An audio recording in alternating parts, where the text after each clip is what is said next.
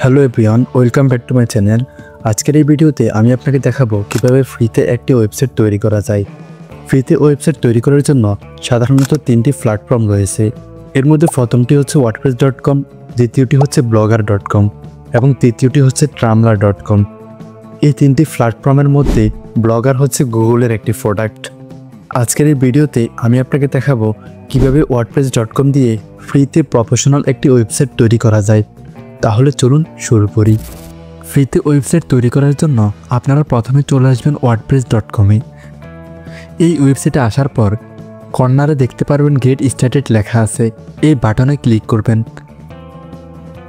Click করার পর আপনার সামনে এরকম একটি ইন্টারফেস শো হবে।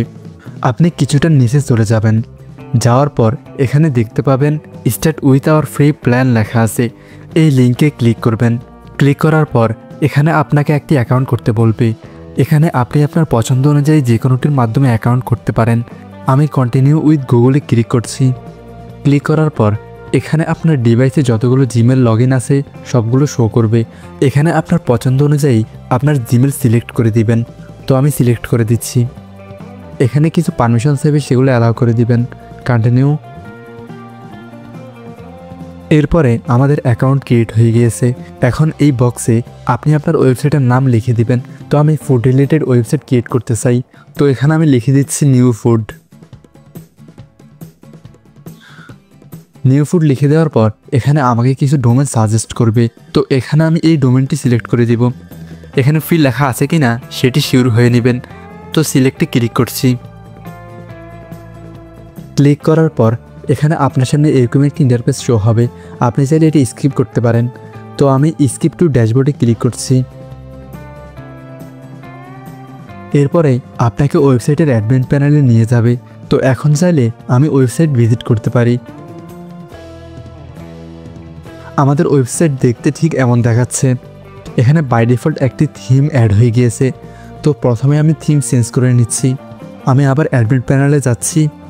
এরপরে অ্যাপারিয়েন্স থেকে থিমস।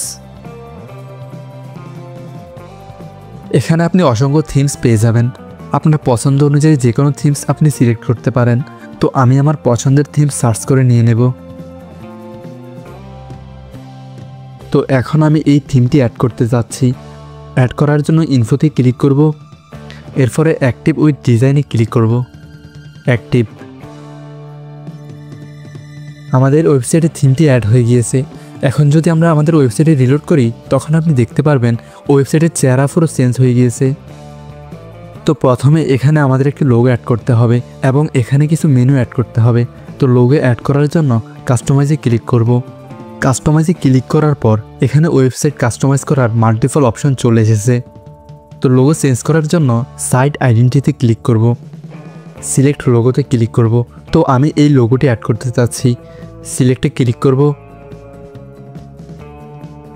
আমাদের লোগোটি অ্যাড হয়ে গিয়েছে। এখানে সাইট টাইটেলের কারণে আমাদের লোগোটি ভালোভাবে শো হচ্ছে না, এই জন্য আমরা এটি কেটে দিব। এরপরে সেভ চেঞ্জে ক্লিক করব। আবার ব্যাকে যাব।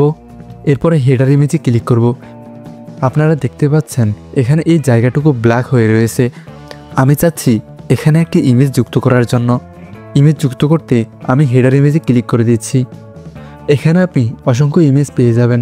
তো আমি এই ইমেজটি ক্লিক করে দিচ্ছি। এখানে ইমেজটি অ্যাড হয়ে গিয়েছে। সেভ চেঞ্জে ক্লিক করব। আবার ব্যাকে যাব।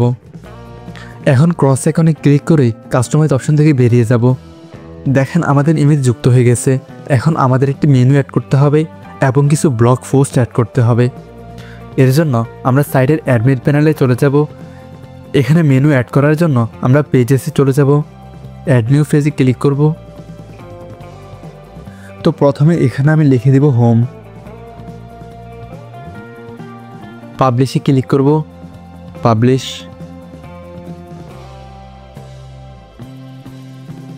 আবার ব্যাকে যাব। এখানে আমি আরেকটি পেজ নিয়ে নেব। অ্যাড নিউ পেজে ক্লিক করব। এখানে লিখে দেব কন্ট্যাক্ট।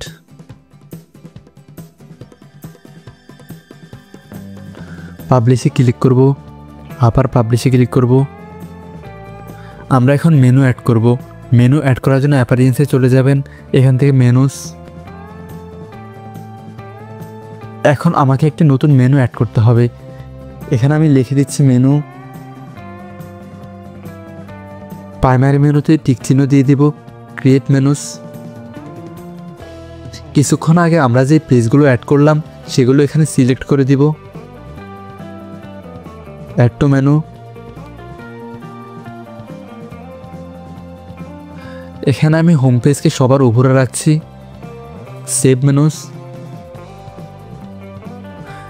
এখন যদি ওয়েবসাইটে আমরা রিলোড করি তাহলে দেখতে পাবেন আমাদের মেনুগুলো চলে এসেছে। তো আমি রিলোডে ক্লিক করছি।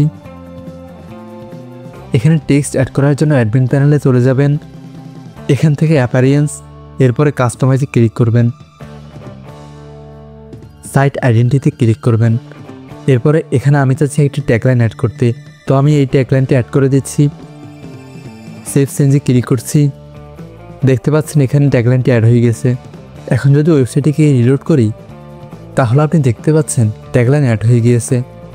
তো ওয়েবসাইটে এখন আমাদের কিছু পোস্ট অ্যাড করতে হবে। পোস্ট অ্যাড করার জন্য অ্যাডমিন প্যানেলে চলে যাব। এখান থেকে পোস্টে ক্লিক করব, অ্যাড নিউ পোস্টে ক্লিক করব। এখানে আমি বাই ডিফল্ট একটি টাইটেল দিয়ে দিচ্ছি এবং এখানে কিছু ডেমো কন্টেন্ট দিয়ে দিচ্ছি। এখন আমি চাচ্ছি এই পোস্টের মাঝে একটি ইমেজ যুক্ত করতে। ইমেজ যুক্ত করার জন্য এখান থেকে এন্টারে ক্লিক করব, এরপরে প্লাস আইকনে ক্লিক করব, ইমেজে ক্লিক করব, সিলেক্ট ইমেজে ক্লিক করব, পিকচার্স ফ্রি ফটোজে ক্লিক করব। এখান থেকে আপনি যে কোনো ধরনের স্টক ফুটেজ ব্যবহার করতে পারবেন। তো আমি যেহেতু ফুড রিলেটেড ইমেজ ব্যবহার করব সেই জন্য এখানে লিখে দেব ফুড।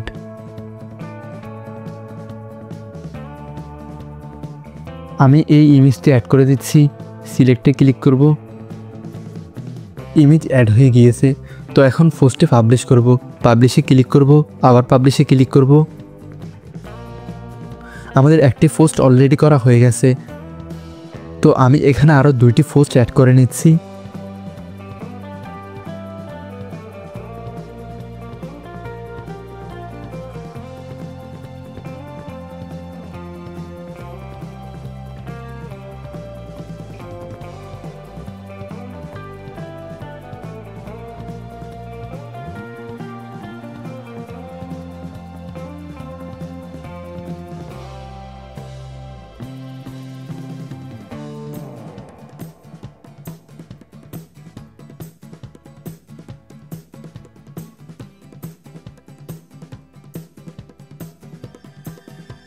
আমাদের 3টি পোস্ট অ্যাড হয়ে গিয়েছে। এখন যদি ওয়েবসাইটে গিয়ে আমরা রিলোড করি তাহলে দেখতে পাবেন এখানে পোস্টগুলো চলে এসেছে। তো আমি রিলোডে ক্লিক করছি। এই যে দেখতে পাচ্ছেন ইমেজ সহ পোস্টগুলো অ্যাড হয়ে গিয়েছে। তো এখন আমি চাচ্ছি এখানে একটি ফুটার অ্যাড করতে। ফুটার অ্যাড করার জন্য আমি আবার অ্যাডমিন প্যানেলে চলে যাব। এখান থেকে অ্যাপিয়ারেন্সে যাব, অ্যাপিয়ারেন্স থেকে কাস্টমাইজে চলে যাব। কাস্টমাইজে আসার পর এখানে উইজেটে ক্লিক করব, গটেটে ক্লিক করব। এখন আমি চাচ্ছি ওয়েবসাইটের ফুটার ও ওয়েবসাইট রিলেটেড কিছু টেক্সট থাকবে এবং উপরের এই মেনুগুলো আমি ফুটারে অ্যাড করে দিব। এর জন্য আমি প্লাস আইকনে ক্লিক করব, প্যারাগ্রাফে ক্লিক করব, টেক্সট। এখানে কিছু ডেমো টেক্সট আমি অ্যাড করে দিচ্ছি। ফার্স্টে ক্লিক করব, দেখেন টেক্সট অ্যাড হয়ে গেছে। এখন আমি চাচ্ছি এই পাশে আমি মেনুগুলো অ্যাড করব। এর জন্য আমি প্লাস এখন আবার ক্লিক করব, লিস্টে ক্লিক করব। এখানে আমি লিখে দিব হোম, এন্টারে ক্লিক করব। এরপরে লিখে দিব অ্যাবাউট, এন্টারে ক্লিক করব। এরপরে লিখে দিব কন্ট্যাক্ট।